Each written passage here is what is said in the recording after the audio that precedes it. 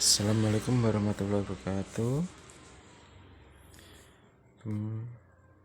Untuk hari ini, untuk materi 4.12 melakukan produksi massal.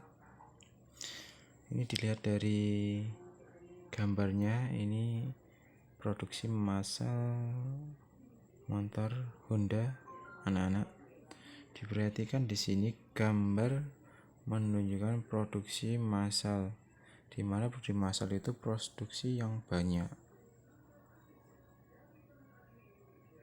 Dan mungkin dari gambar ini kita bisa lihat bahwa setiap motor itu diproduksi itu sesuai dengan komponennya. Misal bagian lampu semua, terus itu jalan lagi bagian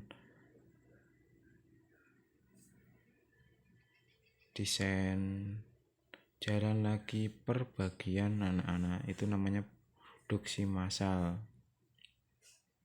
Dilihat dari semua karyawan itu berbaris sesuai dengan bagian dia masing-masing, sesuai dengan part-part yang akan dikerjakan. Itu di pabrik kayak gitu anak-anak. Jadi kalau kita mau kerja di pabrik itu, yang penting kita itu harus jujur dan juga tepat waktu.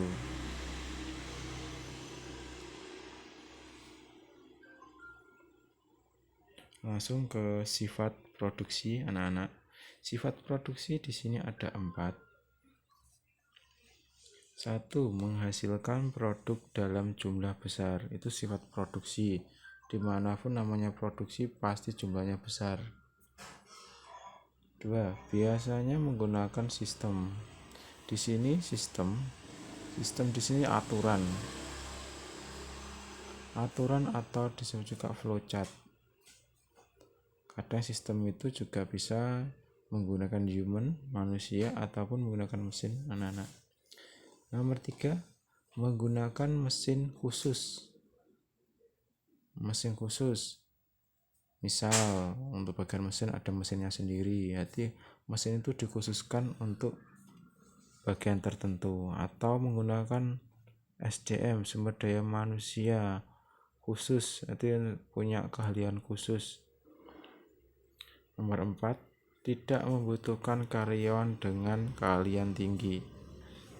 Nah, kalau setelah produksi ini sebenarnya untuk keahlian tinggi itu karyawan itu dibilang keahlian tinggi jika sudah lama bekerja di situ.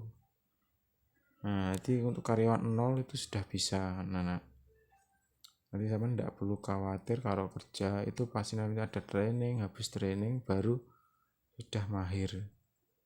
Nah, ini tidak memerlukan keahlian tinggi, tapi lama-kelamaan tetap akan otomatis keahliannya juga tinggi sendiri. Nomor 5, dipengaruhi oleh kondisi mesin produksi. Mesin itu penting anak-anak. Kalau kita produksi suatu barang dan melibatkan mesin, kalau mesinnya normal otomatis hasilnya juga baik. Tapi kalau bermasalah itu otomatis mesinnya juga bermasalah. Untuk ciri-ciri produksi massal di sini ada 7 poin. 1. Produksi berbiaya rendah. Produksi semakin banyak itu semakin biayanya semakin rendah anak-anak. Karena bahan-bahan banyak, bahan yang banyak otomatis kita harga pasti dapat diskon, pasti biaya juga akan rendah. Beda lagi kalau produksi sedikit, pasti butuh barang juga sedikit, otomatis kalau beli bahan otomatis bahannya mahal. 2. Tujuan untuk menguasai pasar. Namanya produksi massal itu harus menguasai pasar karena kita produksi banyak.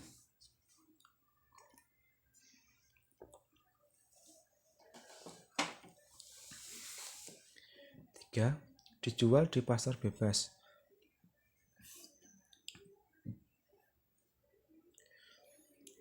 dijual di pasar bebas. Di sini semua pasar maksudnya, jadi dimanapun bisa. 4. Ada stok produksi. Produksi massal itu pasti punya stok karena produksinya banyak. 5. Alur kerja seimbang. Ini maksudnya alur kerja seimbang ini sesuai dengan jam, sesuai dengan bagiannya masing-masing. Dia sebagai apa dan itu sebagai apa, itu sudah kerjanya seimbang. Nomor 6. Produksi secara berkesinambungan. Massal itu banyak, otomatis selalu produksi banyak, kesinambungan juga banyak. Nomor 7. Ada prosedur standar produksi, ada SOP-nya karena skalanya besar. Kelebihan produksi massal.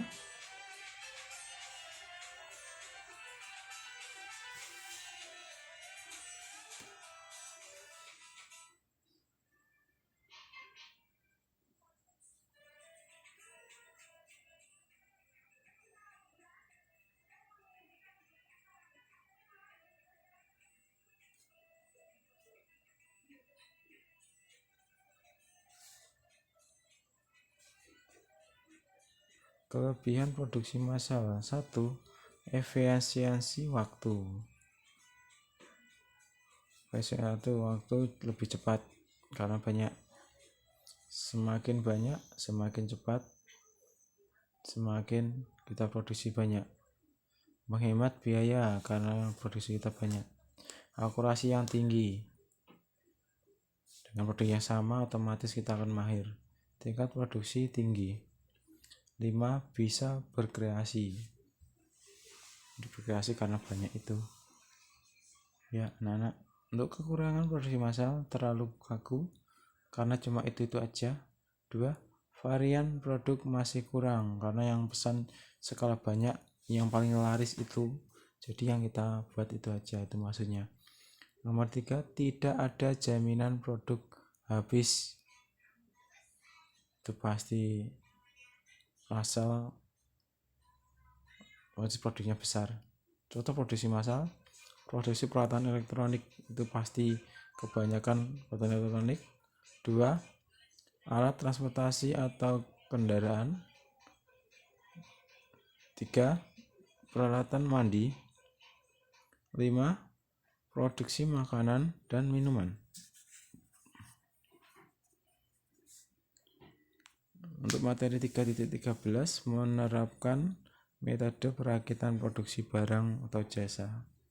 Kemudian produksi massal itu sering banyak materi kayak itu, kayak kemarin sudah saya sampaikan. Berarti semua juga sudah merangkum untuk pengertian dari produksi massal, atau produksi massal. Secara umum, produksi massal merupakan proses pembuatan barang atau produk yang dilakukan dalam jumlah besar. Kegiatan produksi tentukan tidak selalu dilakukan dalam jumlah besar, biasanya disesuaikan dengan kebutuhan dan kondisi pasar. Nomor 1 itu pasti kebutuhan dan kondisi pasar. Semakin tinggi permintaan suatu produk, maka semakin besar kemungkinan dilakukan produksi secara besar. Sifat produk. Tidak semua perusahaan melakukan produksi secara massal, dan ketika dilakukan maka ada beberapa sifat yang melekat pada produksi yang dihasilkan. Sifat tersebut antara lain: 1. Menghasilkan produk dalam jumlah besar. Itu prinsip produksi massal itu. Sifat pertama dari kegiatan produksi skala besar adalah menghasilkan produk dalam jumlah besar. Proses produksi yang memang dilakukan dengan cepat tentu akan menghasilkan produk dengan kualitas tinggi. Bagi lingkungan produksi secara massal menjadi rutinitas sehari-hari untuk memenuhi permintaan klien. Misal di pabrik mie instan, per hari bisa menghasilkan ratusan sampai ribuan bungkus. Semua dipasarkan untuk memenuhi permintaan mie instan yang sangat tinggi di masyarakat. 2. Sifatnya biasanya menggunakan sistem. Sifat yang kedua adalah menggunakan sistem. Memang tidak semua, namun biasanya menggunakan sistem, mulai dari sistem tata kelola peralatan, tata kelola bahan baku, dan sebagainya. Sehingga produk dibuat terputus-putus, misalnya bagian A hanya mengerjakan pembuatan adonan mie instan, bagian B mengerjakan pengeringan mie instan, bagian C untuk mengemas bumbu, dan seterusnya. Dan part-part proses produksi ini anak-anak itu yang sering saya bilang, kalau misal merakit PC atau laptop pasti ada bagian sendiri, bagian casing ada sendiri, bagian masang mainboard ada sendiri, bagian masang prosesor, bagian masang RAM ada sendiri anak-anak. Terus kalau sudah jadi mainboard, bagian casing ada sendiri, bagian power supply ada sendiri, bagian pemasangan hard disk, pemasangan DVD ada sendiri, pemasangan mainboard juga ada sendiri. Itu biasa, itu disebut proses anak-anak. Semua bagian digabung dan saling terhubung. Itu sifat pabrik kayak gitu anak-anak. Untuk menghasilkan produksi mie instan yang sudah terkemas rapi di dalam dus, semua bisa berjalan baik jika dibuat dengan sistem yang rapi dan teratur. Ada SOP produksi. 3. Menggunakan mesin khusus. Tadi saya sudah menerangkan mesin khusus. Di sini kegiatan produksi massal umumnya mengandalkan teknologi yang diterapkan dalam mesin canggih, sehingga untuk mengejar target produksi yang tinggi, kebanyakan memakai mesin untuk proses produksi tersebut. Mesin kemudian dibuat khusus, dan tidak sedikit pabrik yang memesan mesin khusus untuk mendukung proses produksi secara massal. Tujuannya agar kualitas terjaga dan dibuat sebagus ketika dikerjakan manual dengan tangan. Nomor 4, tidak membutuhkan karyawan dengan keahlian tinggi.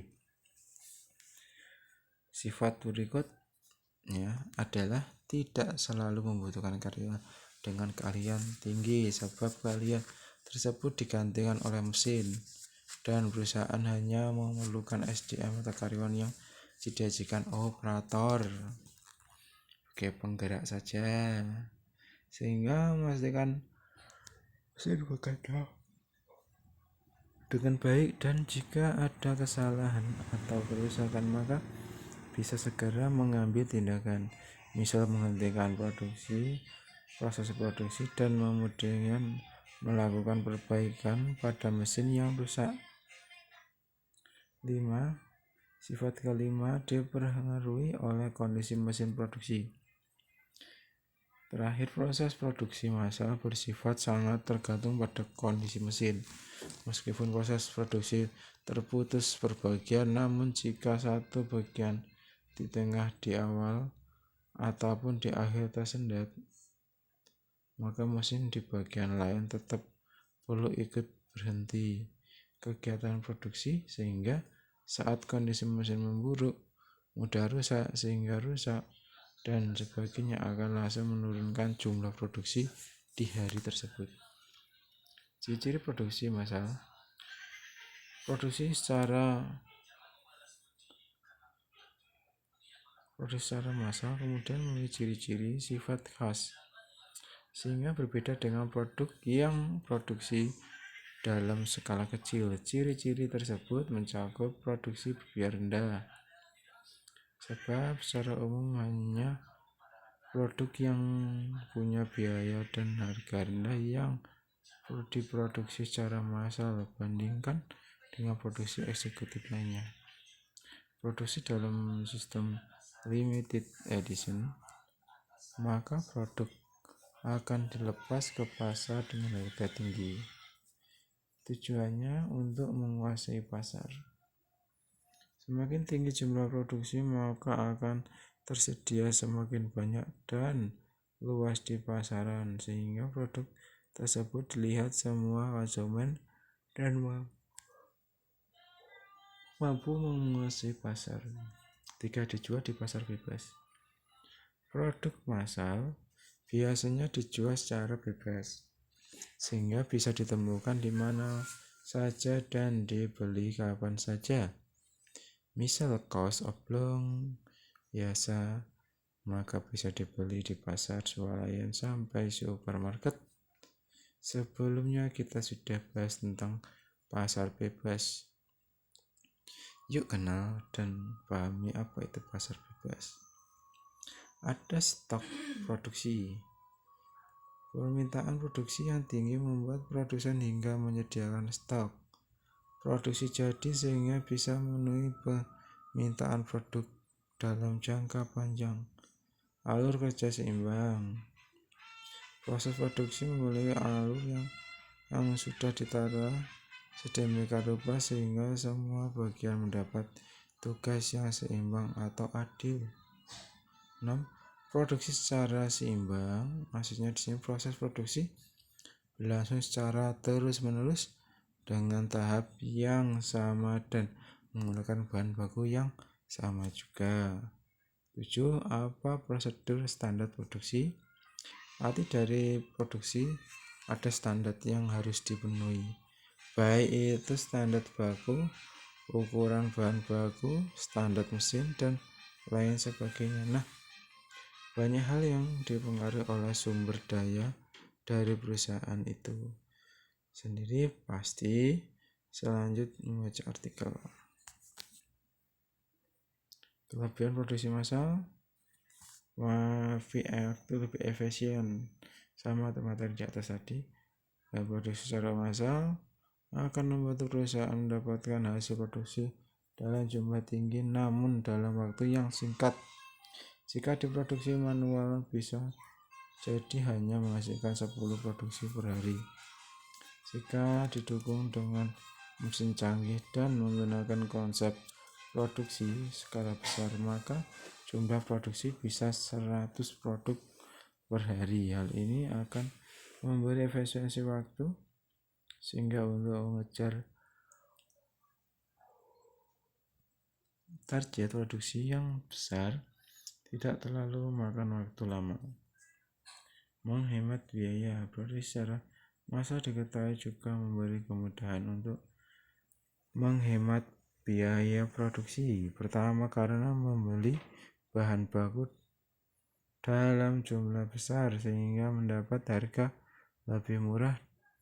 Kedua, lebih banyak menggunakan mesin sehingga jumlah SDM sedikit yang menurunkan beban bagi gaji karyawan.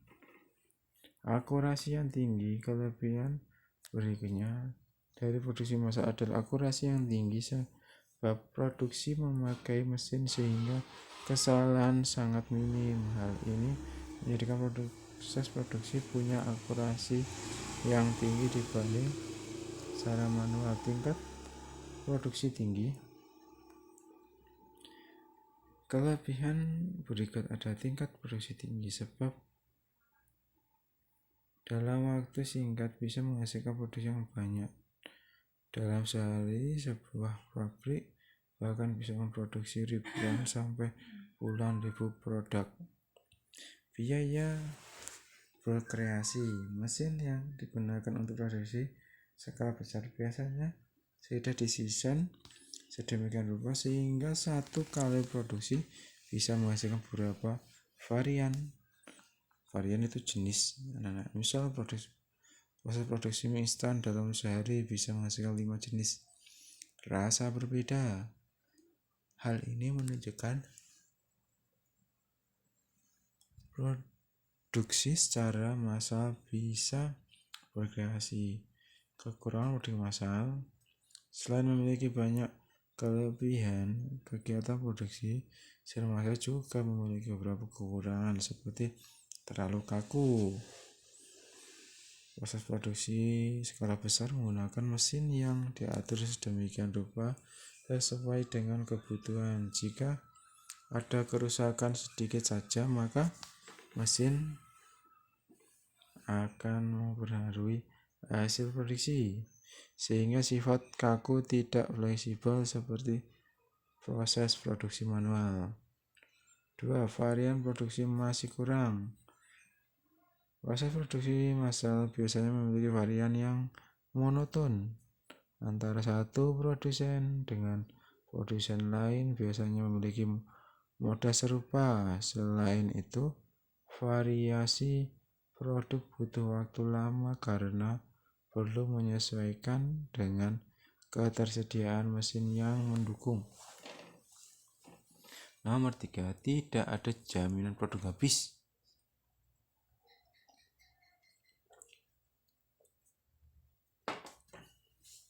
Meskipun jumlah produksi tinggi, namun tidak ada jaminan semua produk ini akan laku terjual atau habis, sehingga perusahaan perlu melakukan antisipasi terhadap resiko ini, misal memperhatikan selera, kebutuhan, dan tren di pasaran.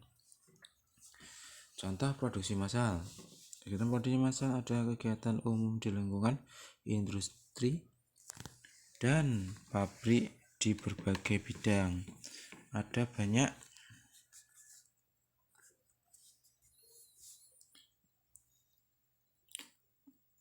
contoh hasil produksi skala besar tersebut. Beberapa di antaranya adalah produksi peralatan elektronik seperti yang terang di atas. Elektronik di sini semua jenis dari semua merek biasanya diproduksi secara massal. Misal smartphone merek Samsung yang satu kali produksi bisa menghasilkan ribuan unit. Televisi, kulkas, Magicom, Magic Jar, semua peralatan elektronik diproduksi massal.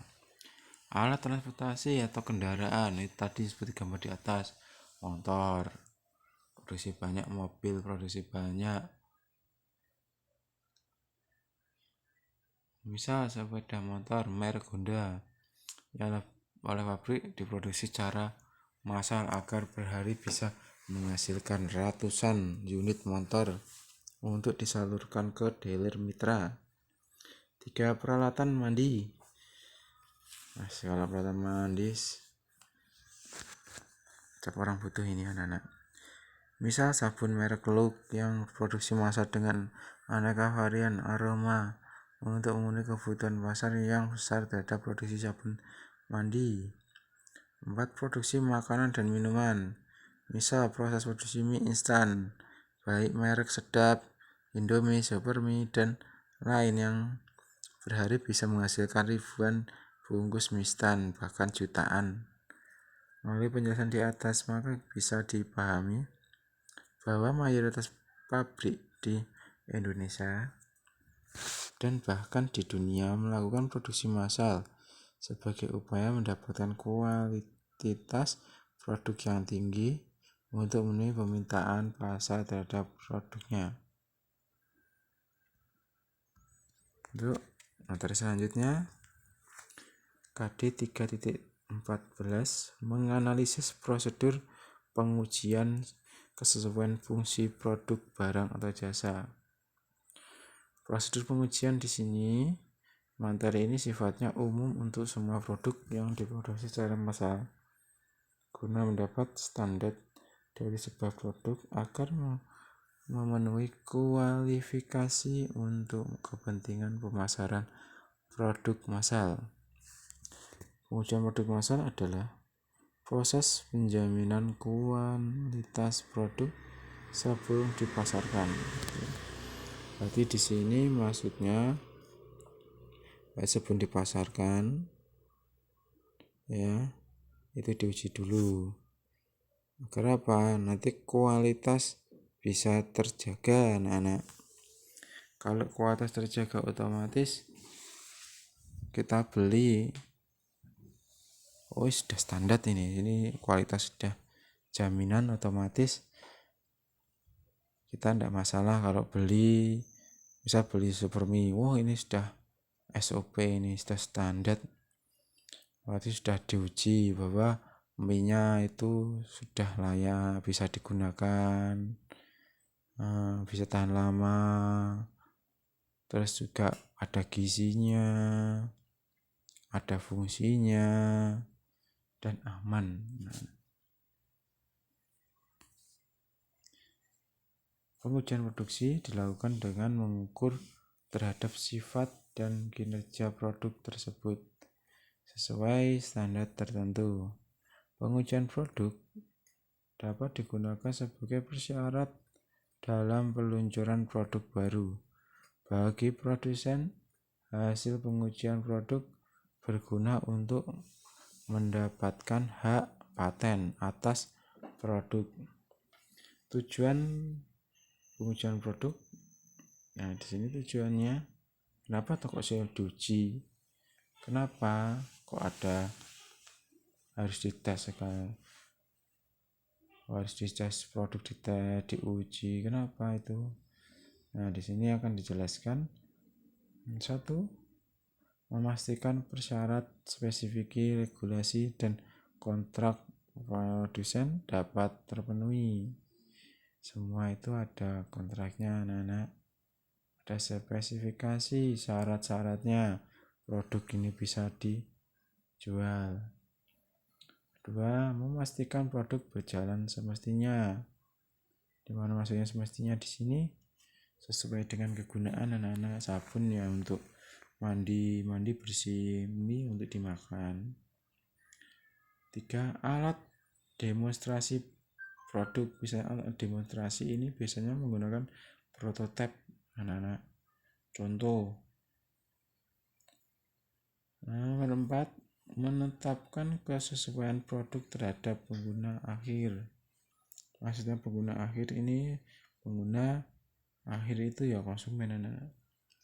5. Menyediakan dasar komunikasi teknis suatu produk. Nah, di sini maksudnya komunikasi teknis di sini.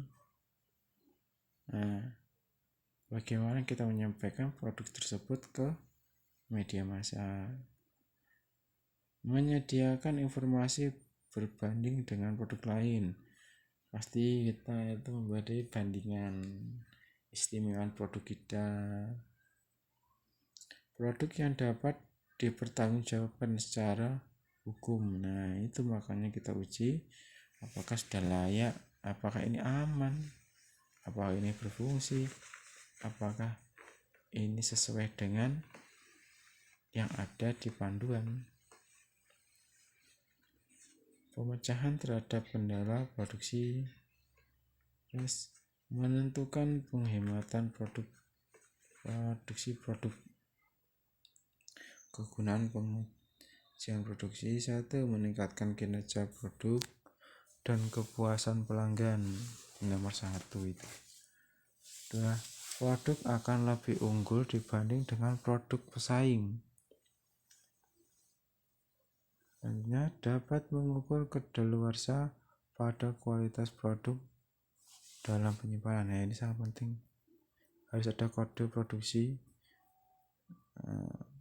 terus ada kadaluarsa. Jangan sampai tidak ada kadaluarsanya, tidak ada kodenya, itu nanti bisa berakibat fatal. Bisa juga untuk kalau makanan itu berjamur, akhirnya sakit. Nah, akhirnya produk tersebut bisa ditarik dari pasaran. Terus lanjut, dapat memantau kualitas produk dari berbagai perusahaan dari tahun ke tahun dan jalur distribusinya. Nah, di sini distribusinya itu sudah ada jalurnya sendiri. Misalnya perusahaan mempunyai bagian pemasaran. Memberikan gambaran daya terima konsumen terhadap produk tersebut. Gambaran dari produk, dari isinya, mungkin pengenalnya, cara pakainya, itu nanti ada pasti. Memberikan gambaran daya terima konsumen terhadap produksi tersebut. Keuntungan menguji produksi. Tadi kegunaannya, untungnya apa tuh? Menjajal strategi pemasaran. Produsen dapat mengetahui sasaran konsumen penjualan. Produsen dapat mengetahui fitur yang dibutuhkan oleh masyarakat umumnya sehingga menghemat biaya produksi. Rasanya memberikan informasi mengenai produk produsen akan mendapat masukan dari konsumen dari pengujian terkait dengan performa perangkat keras maupun perangkat lunak. Lanjut. Upaya dalam mengatur strategi produk. Pengujian produk akan membantu produsen dalam mengetahui persepsi konsumen mengenai keamanan dan performa produk.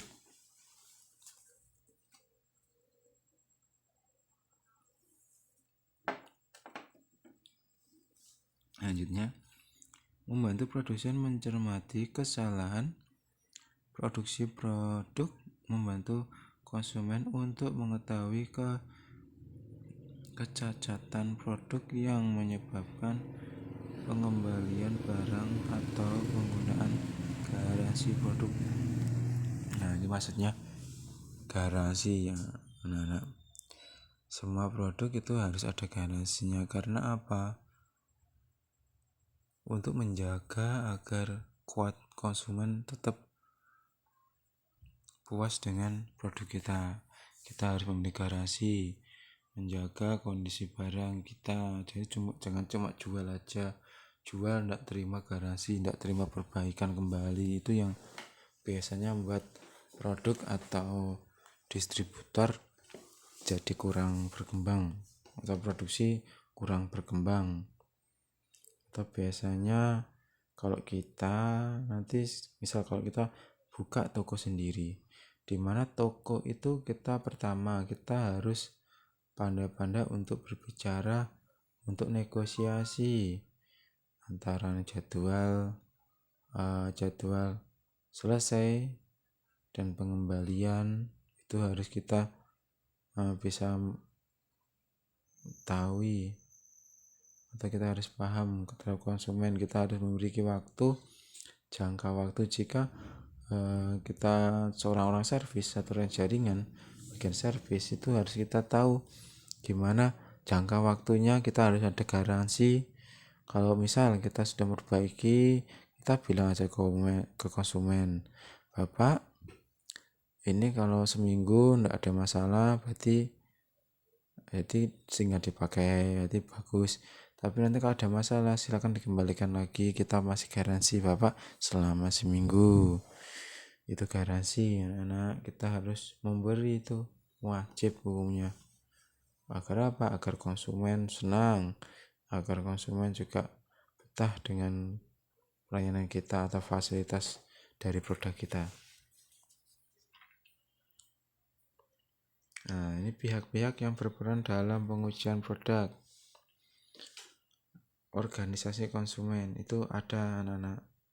Itu pasti ada nama organisasi konsumen, nanti bagian untuk penilaian, bagian untuk uji coba itu ada bagiannya. Terus di sini perusahaan sendiri anak-anak, terus pemerintah, government.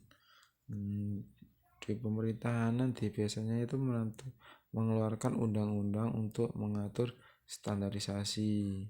Ada SOP-nya anak-anak, jadi gak cuma kita produksi, gak cuma kita nyervis kayak gitu, asal-asalan tidak boleh. Itu harus ada standarisasi. Untuk perusahaan menyediakan produk dan layanan yang sesuai standar perusahaan. Persyaratan pengujian produk. 1.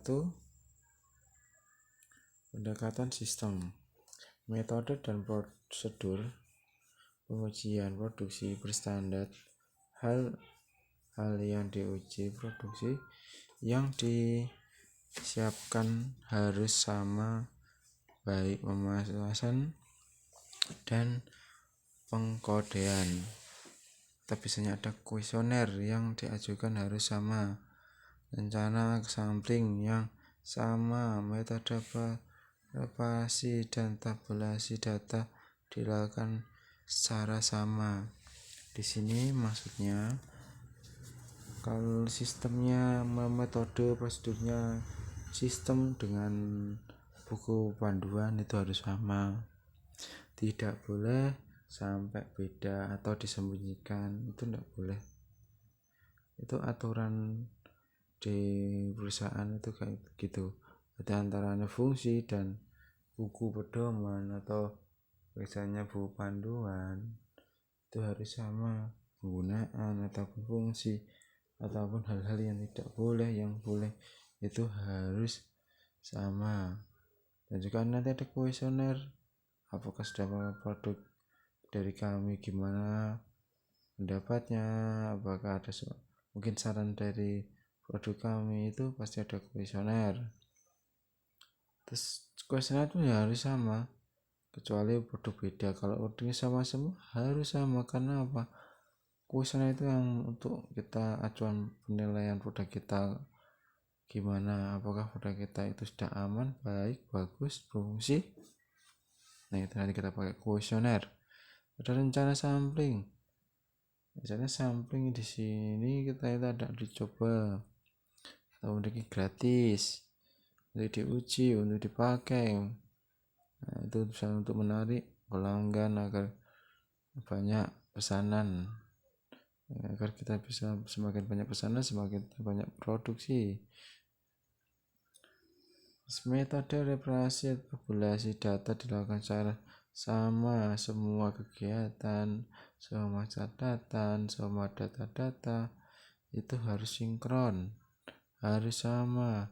Jangan sampai data dengan kebutuhan tidak sama, akhirnya nanti ada pelonjakan atau ada kekurangan, itu yang bisa membuat kefatalan dalam produksi. Untuk persyaratan kedua, data normatif. Di sini masuk data normatif. Pengujian dilakukan secara berkelanjutan guna membangun database normatif sehingga hasil uji produk lebih memiliki nilai.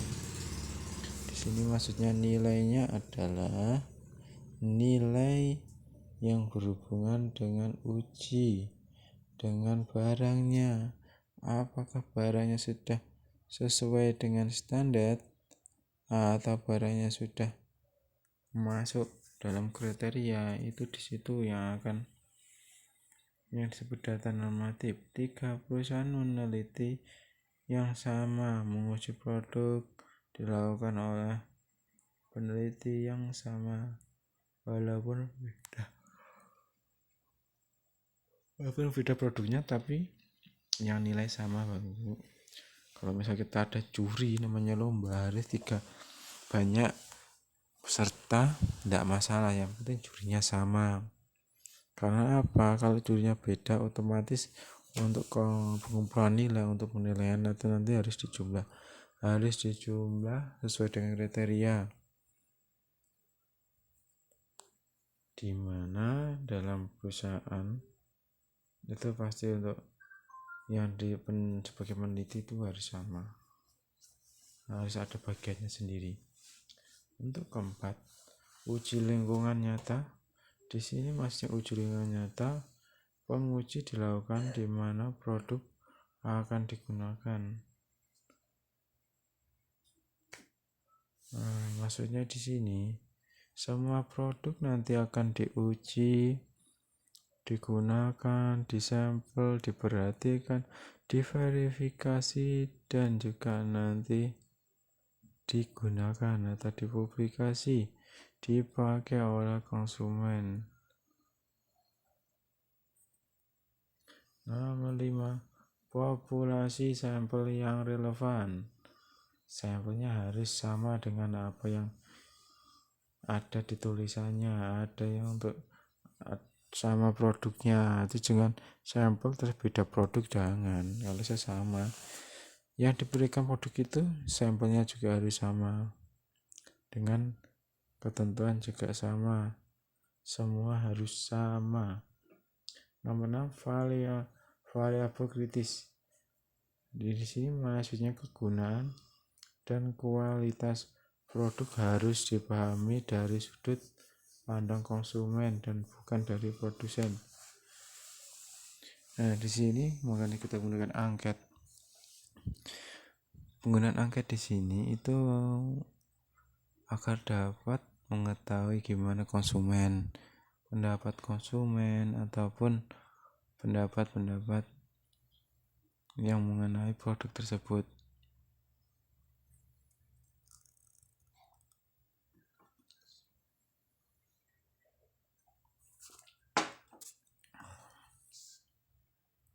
Tindakan konservatif. Pengujian produk. Di sini dijelaskan produk multimedia.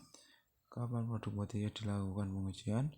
Jawabannya adalah pada proses produksi dan pasca produksi. Namanya produksi itu pasti sebenarnya ada tadi tambahnya pra. Sebelum kegiatan produksi itu ada. Habis itu baru produksi dan pasca produksi. Dalam proses produksi dan pasca produksi kita mengenal produksi evaluasi, membangun versi alpha.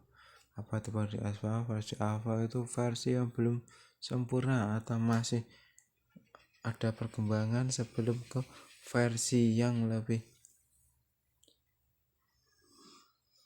atau versi yang sebenarnya. Dan versi beta dari sebuah produk jika berupa produk software multimedia, misal media interaktif, website, dan selain itu untuk produk media misal produksi interaktif, website, dan lain-lain. Untuk produksi media yang lain akan memiliki proses pengujian yang lain juga. Nah, untuk materi sudah berikan anak, dan untuk habis ini tolong diperhatikan untuk tugas. Di sini untuk tugas nanti Pak Sam bacakan, nanti soalnya dicatat dan jawabannya nanti di buku tulis. Tolong diperhatikan dulu, ditunggu. Pak Sam akan carikan dulu soalnya sesuai materi di atas. Tolong tetap tunggu, jangan lupa yang belum subscribe silahkan subscribe, terus yang belum like silahkan like, yang belum bunyikan lonceng segera bunyikan lonceng semuanya agar notifikasi atau materi bisa update di HP kalian tanpa Bapak suruh mengecek apakah ada materi. Nanti sudah ada sendiri, otomatis sudah ada di HP kalian karena sudah subscribe, notifikasi. Untuk soal tolong diperhatikan dulu ya, tunggu dulu.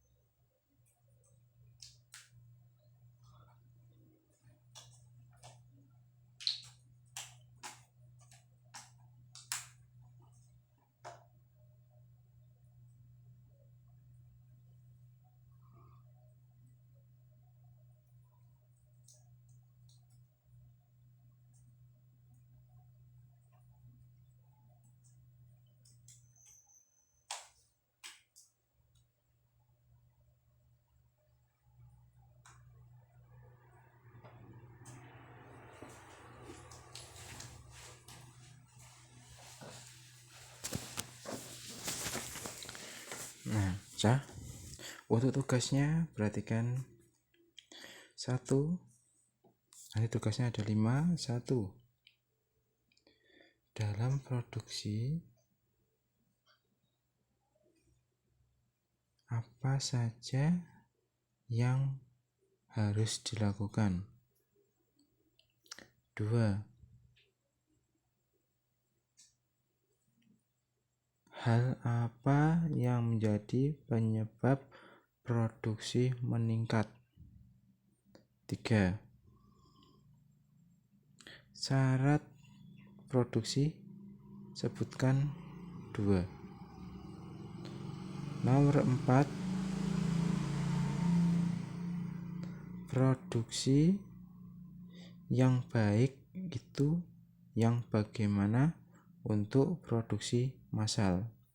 Yang kelima, perhatikan video yang akan Bapak putar.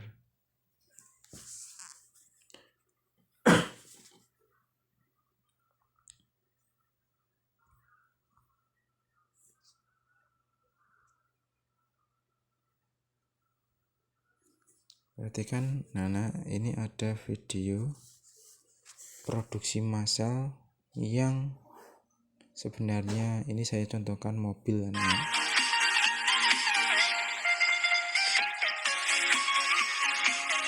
Ini.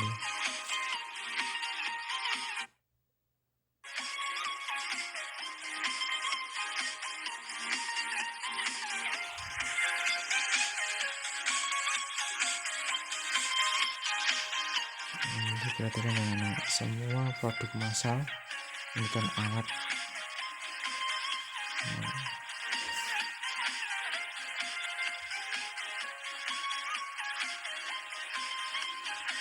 Ini mobil anak. Saya ambilkan mobil. Sebenarnya ini saya mau ambilkan komputer, belum ketemu.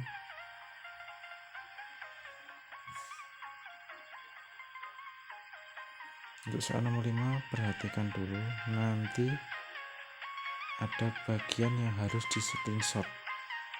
Nah itu yang soal nomor 5, jadi tinggal screenshot aja soalnya, jawabannya itu.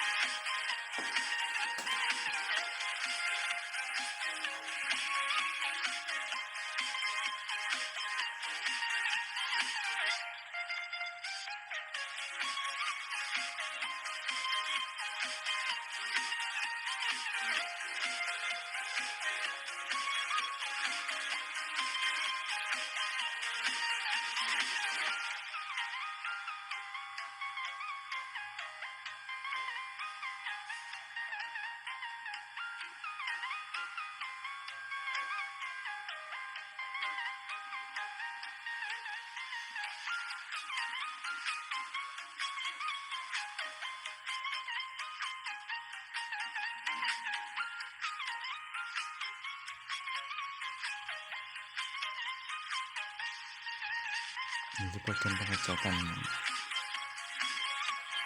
Kita harus barcode.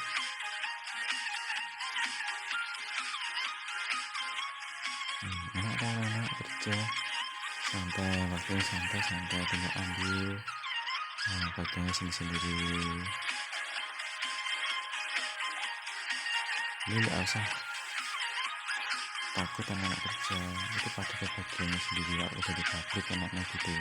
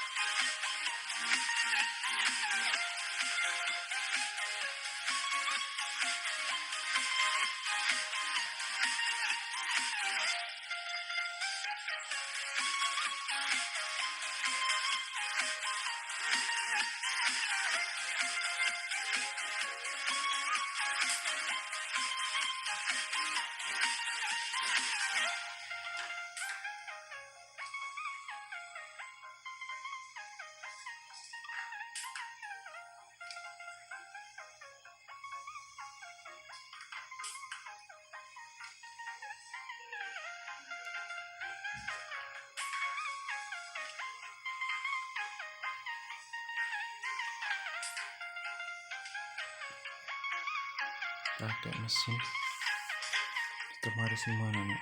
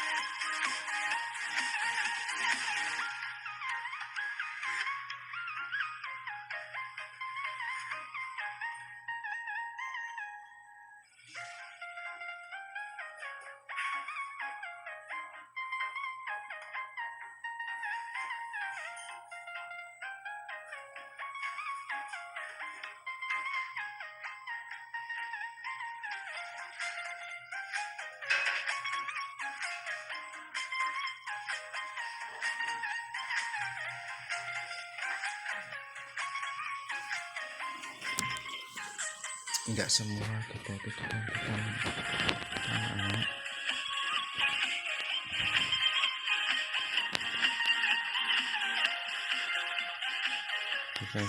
Kita masih sebagai operator, tidak mesin semua, itu pasti kita sebagai operator. Jadi jangan takut kalau manusia digantikan mesin.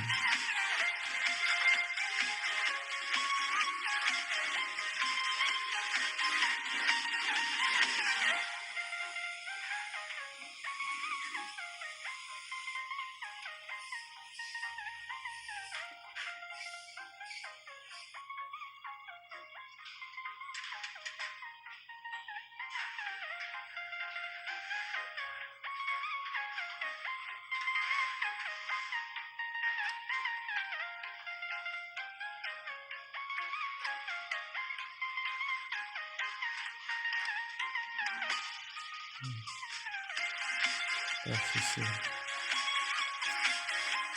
kap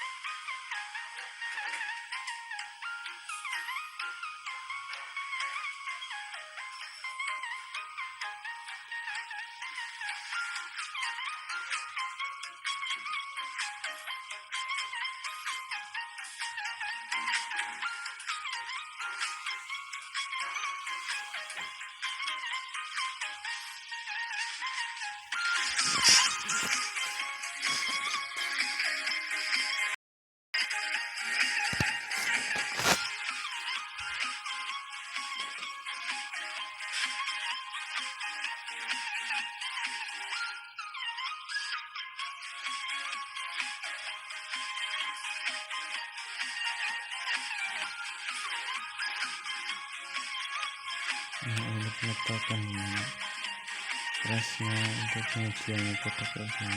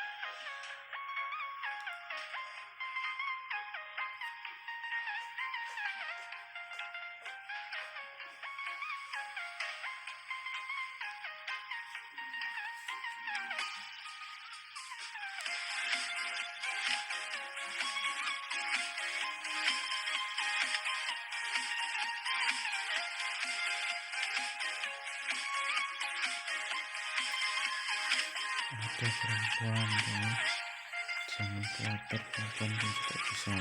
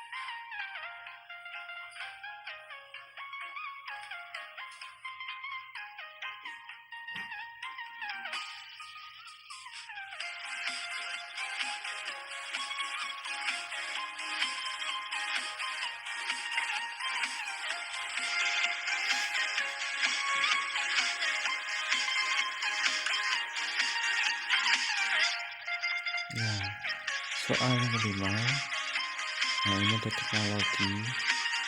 Nah ini di screenshot ya anak-anak. Oke, soal nomor 5 tadi screenshot. Jangan lupa tetap ikuti tutorial dari Pak Sam lewat channel Sam Tekno. Jangan lupa subscribe, like, dan komen, dan juga bunyikan lonceng notifikasi agar update selalu ke HP kamu.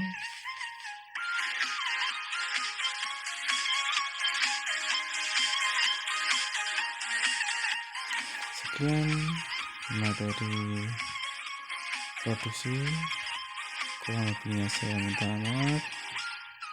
Akhir kata, assalamualaikum warahmatullahi wabarakatuh.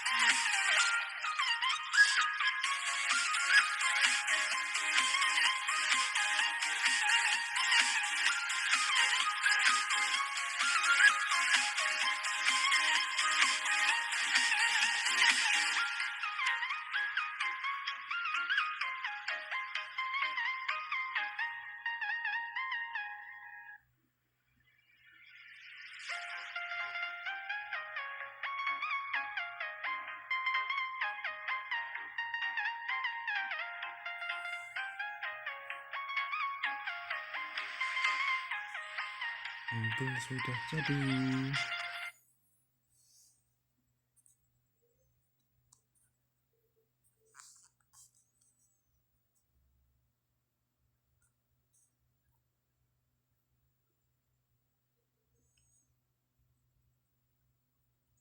Jangan lupa pantau terus